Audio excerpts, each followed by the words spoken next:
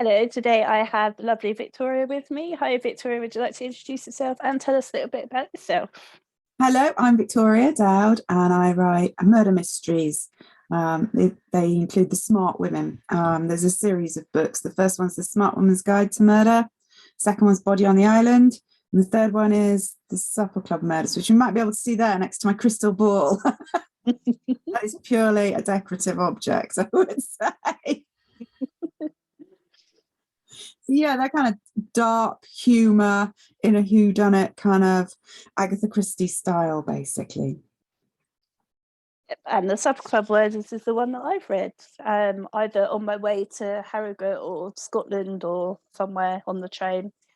Very nice. Yeah, with one of the other, I can't remember. I was stuck on the train for ages, so yeah, it was somewhere up. I don't remember. But yeah, they are very Agatha Christie. Well, the one that I've read is anyway. Yes, that's the latest one, although there's a fourth one coming out in a few months, I believe. Fabulous. And I believe one has just been recently voted for an award. Yes, well, it's The Body on the Island is it's got into the shortlist for the People's Book Prize, which people can vote for if anybody wants to. It's at the People's Book Prize website. Just need to have an email address, and obviously I've read the book. But the Smart Woman's Guide to Murder won it last year, so I doubt very much that lightning will strike twice. But it's worth a go, I suppose. So yes, if you liked the book, vote. Oh, that's amazing. Yeah, that's brilliant. Congratulations. And fingers crossed. Thank you very much. Thank you very much. I think we get to actually go to an awards ceremony this time, because last time when I won, it just came in a box to the house, and I had a Zoom interview with somebody. That was it. No sparkly dress. No sparkly dress, no champagne, nothing. Well, I still had that bit actually at home. I was in my jogging bottoms. Quite Oscar ready. Yeah, it's not the same, is it? Not really, no. Do you get to go even if you're shortlisted, or do you have to be a winner to be? No, I think so. And I'll definitely kick up a stink and say I won it last year. I need to come. I have to come. Because I think Frederick Forsyth used to give the awards out. I don't know if he comes out anymore though. Nowadays. Some people don't come out their house anymore, do they? So yeah, that would be really good. It's at some fancy place in London, in big banqueting hall and all that jazz. Although my family pointed out it was probably better to happen this way, because it would happen after quite a big boozy meal. So it would be better for me not to get up on a stage and give a speech in that state, because anything could happen. I have a feeling that your family are talking from experience there. Yes. They have my best interests at heart, I'm sure. Or they just don't want to be embarrassed by you. Like, oh, she's old again. We don't know her. It's fine. And nowadays, nothing goes away, does it? You know, that piece of footage would be there forever. Yep. On 1,000 mobile phones. And YouTube, Instagram, TikTok, whatever, for all eternity. Yeah. Tweeted till it's died. Oh, bad time. Yeah, it's not good. There's nowhere to hide now. No, I know. It's so much easier when we were children. Oh, that didn't have anything like that then. My kids still can't. They're like, in the olden days when you were young, did they not have mobile phones? And that is something I'm finding a slight problem in my books now, is how to isolate people in the modern world. You know, how many times can there be a snowstorm and knock out the communications, the Wi-Fi, all phones, any ability to call the police or the outside world? Because everybody, you know, even in the most remote areas, has the ability to contact the outside world. Yeah, I think I'd like to write a book set before that, but I don't know. I definitely advise that. Yeah, it was easier. Yeah, it was. sometimes it'd be nice actually, and then I'd go back to being able to read more instead of being distracted by everyone messaging. I know. I mean, I have to turn off notifications and stuff because otherwise things are just pinging all the time.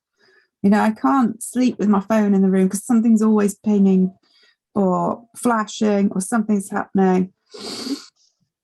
And they're usually rubbish, you know. It's usually not important. Yeah, well, I mean, since I started doing these, then now my phone just doesn't shut up ever. I bet. Yeah. It must be constant, actually, because there's quite a lot of members now, aren't there? Yeah, and you know, interviews booked till next November, as you do. I know. You're just going to be doing this forever now. Yeah, you know, I've accepted that it's just something that I do. Yeah. It's just part of my life. Yeah. You never know. TV is beckoning. Yeah. You have to set up your own channel. Yeah. Perhaps radio. Not sure about TV. Although radio is quite nerve-wracking though as well. I did a thing on the BBC and they said, you know, about 2 minutes before I went on, we'd like you to do a reading of your book. Could I find my book? No. That was quite difficult. And then you know, like, oh, you're going in and out. We need the Wi-Fi. And that was right at the beginning of everything, you know, when everyone was like, my Wi-Fi can't support anything. I literally can't even get on the Cardo. Yeah, I found that all quite stressing. I was so many times that I can't find my book when people want me to do something with the book. And one time I was due on to do a live reading. I had to go on and buy my own book online on a Kindle, download it onto my phone because you know the clock was ticking and I'm like, I can't find one anywhere. And then I dropped the phone, or I think I moved the page. I didn't know quite how to move the pages properly. And it all skipped ahead whilst I was reading. So I had to make bits up as I was going along. And it's just this awful bit of footage where I'm just, you know, going. And it was Body on the Island I was reading from. And, you know, I really sort of, you know, jazzed it up saying, oh, you know, there's going to be this shipwreck and it's really exciting. It was my favourite to write. And then I started and went off into one about, and the waves were crashing around them. It was wavy. It's just, you can hear a million people go, what is this? This is the worst book ever. Oh my God. To be fair, it's probably very similar to what I have written, but oh God, yeah, that's the sort of thing I would do. 100%. Yeah. Yeah, there's always something like that going off, or I'm dropping something or losing something on my place or what I'm meant to be doing. And just as I went on for a book club interview with some people in Finland, I knocked over a glass of wine into my laptop and just fried it. And I was just sat here and the Zoom thing was still working. We were on and I'm trying to look all calm and collected, just watching my keyboard frying. I'm trying to dab it off with post-it notes on my sleeve. Oh my God. That laptop didn't survive. Thank God for the cloud. Yeah. That's not good. I mean, I can't really remember what I asked you before, so I'm just going to ask you my I think my newish questions, and I don't think I've asked you. So, okay. I shall start by asking you. Okay, if you were to take one of your characters out for a meal, who would you take, and what would you ask them? Oh, that's a good question. I think I would have to take Ursula because she is the narrator, and I would ask them if she does see ghosts or not, or if she thinks she does. Because obviously there's this bit of a supernatural element to the books, and the ghost of her father. she keeps seeing him, although it becomes increasingly obvious that even she's slightly aware that it is a manifestation of her grief, basically. Because I really didn't want to, I think a lot of murder mystery books kind of step over the issue of grief and death. And I really wanted to put that at the center of the book. And it's really important to her, how she feels about her father's death. And obviously it's very important to the first book. So yeah, I think I'd ask about that. And also how she feels about her mother. Oh, that could be. They have a less than easy relationship. Yeah, that's a whole book in itself, that one. Yeah. Out of the book so far, what was the most fun scene that you've written, and what's been the most difficult? Well, the most fun scene is one I have just written, so it's not out yet, but I really, really loved it. And basically, I think we were talking earlier about I don't particularly like police procedurals or writing them because I'm not very good at that sort of thing. But for this one, I have set it in a courtroom. So I'm not so much dealing with police procedure, but I am dealing with legal procedure. And it starts with the murder trial of the person who's been accused of the murder. So it kind of goes backwards in time. And you see the evidence from different angles, and then you see what her recollection is of what happened at the time and how the evidence is differing. But it starts off basically involving something that Bridget has in her handbag that ends up in one of the barrister's wigs. And I won't go too far, but there is also a snakeskin condom involved. So, that was great fun to write. I loved writing that. And the little bits, I like the little bits with Charlotte, actually. I love writing those where she doesn't really understand popular culture or anything, really. And she hasn't heard of various people. So she missteps quite a lot of the time, and they're really fun to write. They're just little tiny throwaway bits. I love doing her. So, for instance, in the third one, in the fourth one, she ends up at a crime writers convention, which says, on the invitation, Pandora says to her, dress fancy. So she goes dressed as Sherlock Holmes because she thought that it being a crime writers convention, it was fancy dress as well. So, and then she doesn't have anything on underneath, and it kind of goes on. And I love those bits. I love writing kind of comedy in situations where there shouldn't really be any comedy, in kind of like a funeral parlor or something like that. I really love, because of that awkward moment of, oh my God. But I think the most difficult scene might give too much away. But at the end of the third one, the Supper Club murders, not all the smart women survive. So that was pretty hard to write. Did get a bit of sort of, oh my God, I can't believe what you've done.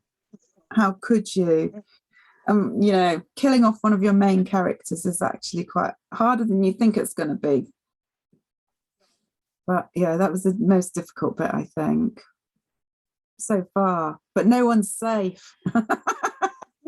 That's the best way, though, I think. Especially for readers, if you think that the author might kill off one of your favourite characters at any point, then I think it makes it more fun to read. Yeah. I have to avoid the animals. I can't do that. That's a bridge too far. I think there's a lot of websites about that. Yeah, I know.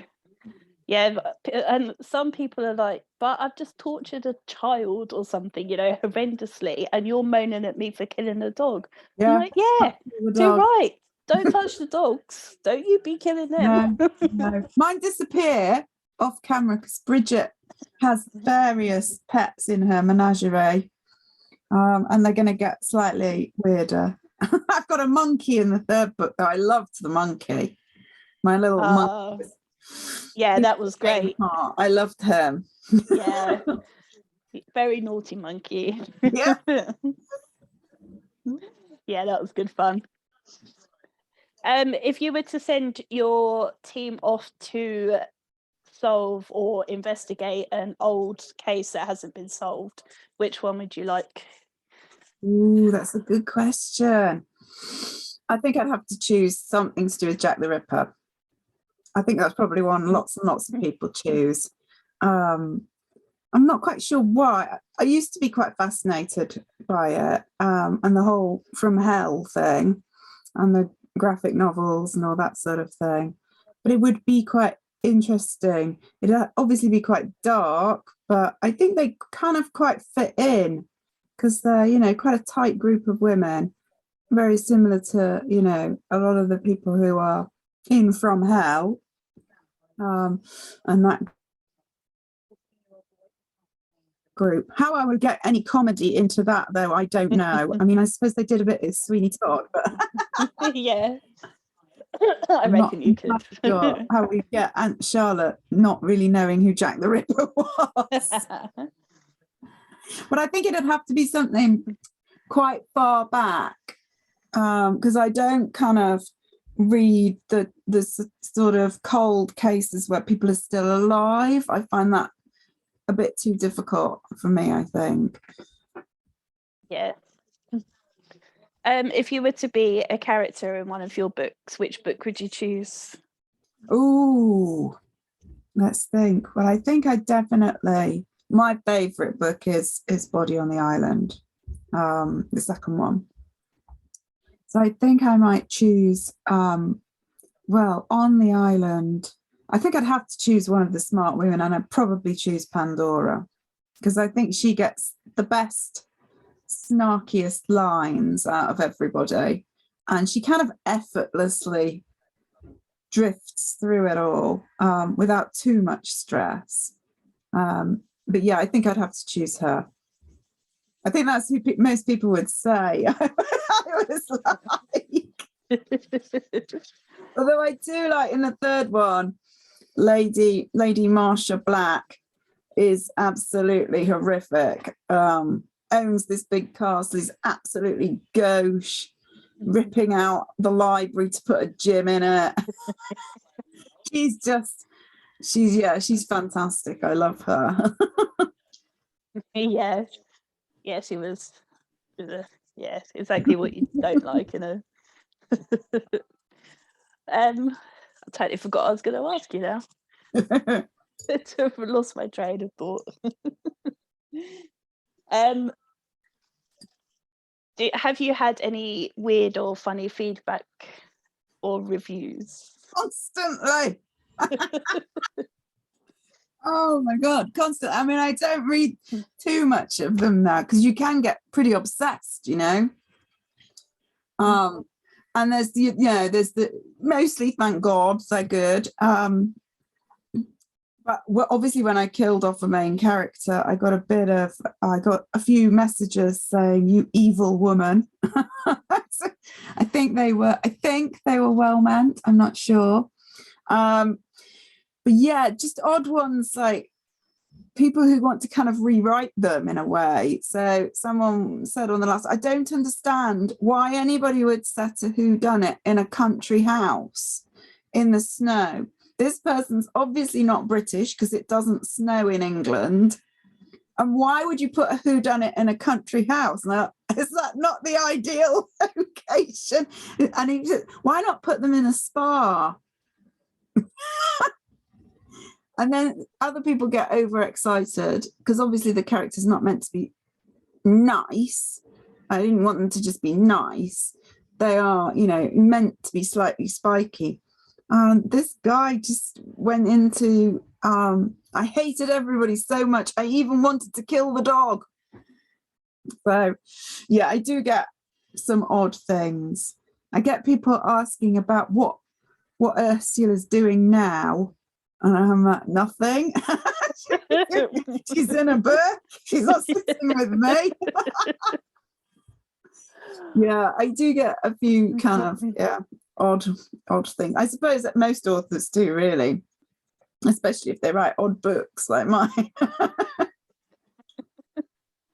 Oh wow, yeah, that's slightly terrifying. Yeah, I did get somebody who said, "I'm round the corner from you. can I come for a cup of tea to talk about Agatha Christie? No, not exactly, no. And they took a picture and they were indeed round the corner from me. So I think they were well-meaning. Yeah, I suppose you have to think that, otherwise you wouldn't sleep. Exactly, yeah.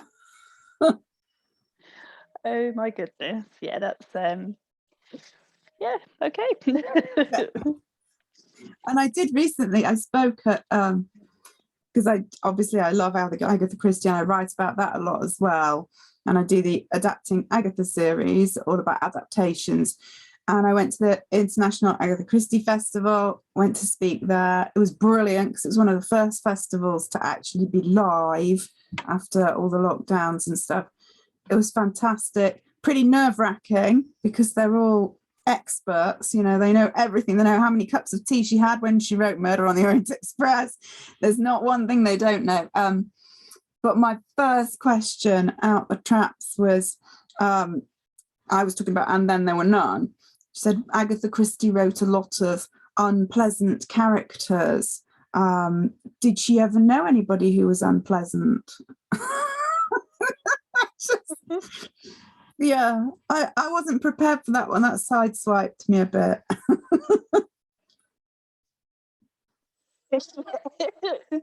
That's one of them questions where you're like, it really had to bite back the sarcasm, I would imagine. Yeah, which is hard for me, I must say. I know. I mean, I work in retail and some of the questions we get asked, and sometimes I'm just like, really? what? What's in a sausage roll? Yeah. How do you make a sausage roll? What's in a cheese and onion pasty? Well, cheese and onion, like. Brilliant. Or standing in a shop, are you open? So we just walk through the doors, the lights are on, there's other people. Yeah, pretty much, yeah. Yes, I don't hold my sarcasm back at work very well, but I mean seriously. Why? You don't need to. There's no need to. Oh, well, until I get fired probably, but yeah, there we go. And on a weirder side, do you know Peter Boone? I do, yes. Because he's a massive Agatha Christie fan. So I wondered if you'd come across him.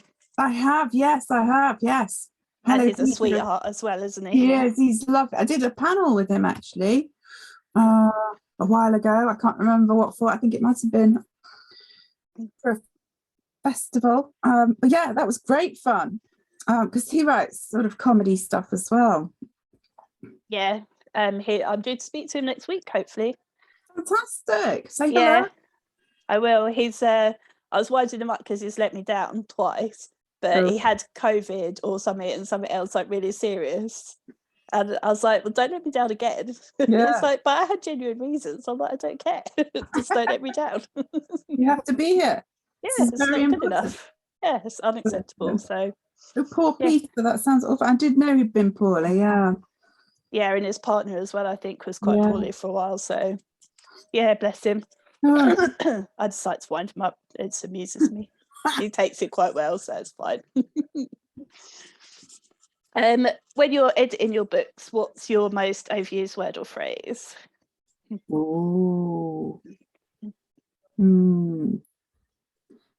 I think probably as if or though. And I find myself putting, and she walked as if, and you think, no, she didn't, take that out. She just walked. We don't need that. We don't need as if or though. And I put those in a lot. There is controversy over one word I keep putting in, but they are adamant doesn't exist as a word. Slaring. Now, I think to slare, you just kind of slip and slide through something like wet leaves or whatever. But no, slaring doesn't exist. So I think that might be a dialect thing sometimes, because I come from Yorkshire originally. Sometimes bits and pieces that I say that, what is this? What is this? Like, oh, okay, so it's a Yorkshireism. This is for the people of the north.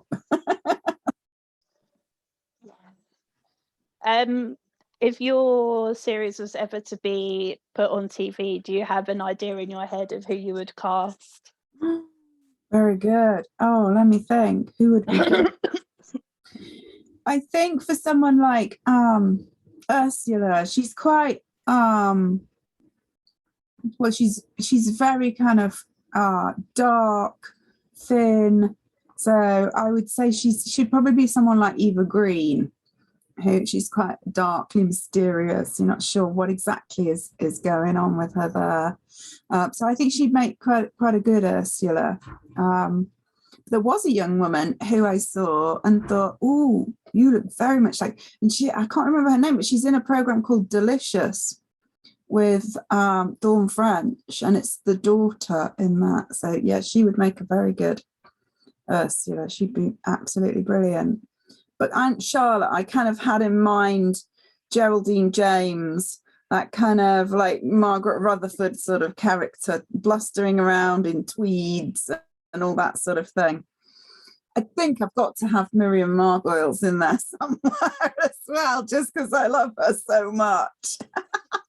Oh my God, she's hilarious. She might make a very good Aunt Charlotte as well. She'd be really good. And I think, yeah, and I kind of had in mind for Bridget, somebody who is very similar to a kind of Dolores Umbridge type of lady. Very, very fastidious and prim. So yeah, she'd make a very good Bridget. Yeah. I don't know about the dog. They'd have to cast for the dog. Yeah, it's funny. I know the Harry Potter films and it's all fiction, but Dolores Umbridge is just odious, just awful. I hate her. And I know it's a character. Yeah. And obviously she's played it. I hate her. She's awful. She's just perfect.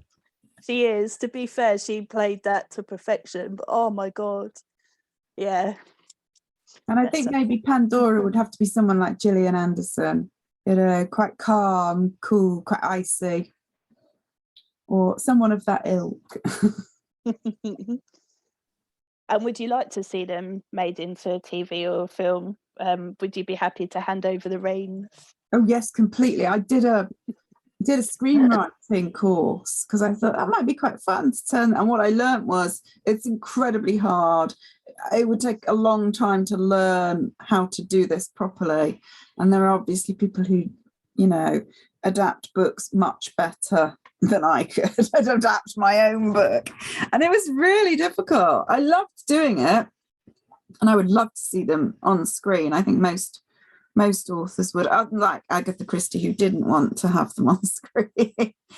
But I suppose the problem is your vision going to be the same as their vision ultimately, or are they going to do it in a completely different way and you'll be horrified and think, oh God, no, ruined. Yeah. But actually I wouldn't care. I'd be completely happy to hand over the reins to anybody. Yeah, because do you know Imran Mahmood and his books being released this weekend, or I think, and it's such a unique book. So I'm looking forward to seeing what they do with it. But I hope that they don't ruin it because it's just incredible the way that it's written. So be interesting.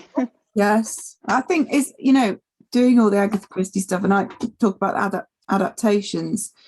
People have such a different idea of what a book should look like and how it should come out. So, for instance, with And Then There Were None, I think most people would have thought that the Aidan Turner version with Charles Dance was absolutely brilliant, really dark, updated it, but stayed true to the book. There's lots of people who don't like it. There's people who don't like David Suchet as Poirot, which I find extraordinary. And one guy who's really adamant that, he's never read the books. He's never read Murder on the Orient Express. So I found a copy of him actually reading it on an audiobook. He went, no, I don't think people who narrate audiobooks actually listen to what they're reading. I think some people just can't be persuaded. Oh, I know. If they think they're right, then that's it, isn't it? And yeah. Wow. Yeah. Idiot. That's all I can say to that. Random question. If a genie was to give you 3 wishes, what would you choose? Oh, 3 wishes. I think the first stuff to be, health and happiness for my family, always. I know that's a bit of a boring one, isn't it? So, but I've got to have that one. And that they, get what they want from their lives, find their path, and are happy. But in terms of the books, I think that they just, they continue to be successful, and that they're, bring some happiness to some people some of the time. And yeah, I think also maybe to have another series of books might be quite fun if I could invent something else at the same time.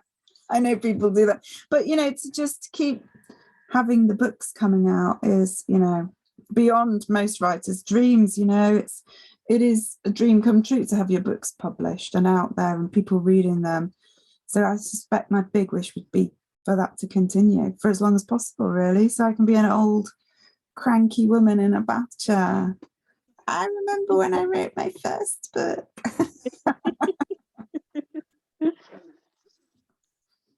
Do you collect anything? I collect anything? Well, obviously I collect Agatha Christie books, and different series of those, and also Penguin Green crime classic books. I like those. I've got quite a big collection of those, so it's all pretty book based. I don't have sort of ornaments or anything like. Well, I do a few, but they're not. I don't actually collect those. But yeah, mostly kind of classic crime books. I'm always on the lookout for something new, something interesting, something I haven't read before, which is quite a lot because there's so many crime books, particularly from the kind of golden age of detection. There's a lot of books out there in that genre. I had a look on Etsy recently, and I've got a CD of out of print books, and really old, some forensics and stuff. I haven't looked at it yet, but it was only £3 as well. So, but it's got over 200 books, I think, on it. So wow, yeah, I'm quite looking forward to having a look and seeing what's on there. That's fantastic. Yeah, really cool. Good old Etsy. Yeah. Yeah. So yeah, that's cool. I'll have to have somewhere of my own, I think, before I can start really collecting books. Yeah. It's bad enough already. It is quite hard when you've got limited space or any space. You can always fill the space with books. Yeah, it's like, shall I single line them or do I need to double up because there's so many? So you're working on book 4, and then do you know what you're going to do after that? Well, book 4 is finished and with the publishers, so lots of editing will be happening. There is a plan for book 5 involving a particular character who comes back and is somebody who a lot of people really, really liked, and they're coming back, and there's going to be quite a dramatic coming back, and possibly even a wedding, which I thought might be quite nice to take it off. And because the benefit of doing a series is you can give them a lot of backstory and you can really fill out their lives rather than being constrained by just 80,000 words. So I can take them on different little routes as well through their lives. And there's going to be another smart woman who arrives in the group who is the mother of somebody. So that's quite exciting. I have also been working on my short stories quite a lot. So I've got one coming out, a Christmas ghost story, because I write a lot of ghost stories. So I've got a few of those coming out, and I'm working very slowly towards a collection of those, which I'd love to do, but that's quite hard because they, collections of short stories, getting those together is quite a lot of hard work, and it'll be 20 years worth of work, and also to think about maybe some sort of standalone book as well, because I like my gothic fiction. So, but there's so many different plans, they're never all gonna come to fruition. Yeah. Well, you never know. Just not for a while. No, and that, you know, keeping the Smart Woman's Guide and keeping the pace with how fast they come out takes, you know, a lot of hard work to get them coming out that regularly. Yeah.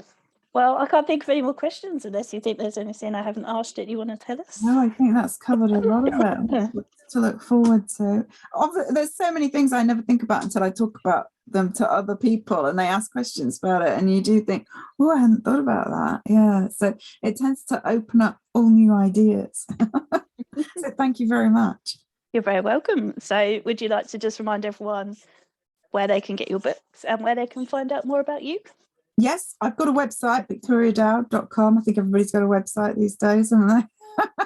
Even my cat, probably. But yeah, my latest book is The Supper Club Murders. That's available from Amazon, Waterstones, bookshops generally, and that's there. There's Body on the Island is the second one, and The Smart One's Guide to Murder is the first one. Body on the Island is up for the People's Book Prize. If you would like to hop over there and vote for me, that would be very, very nice. So yes, thank you so much for having me on. You're very welcome, and it's been an absolute pleasure. Thank you.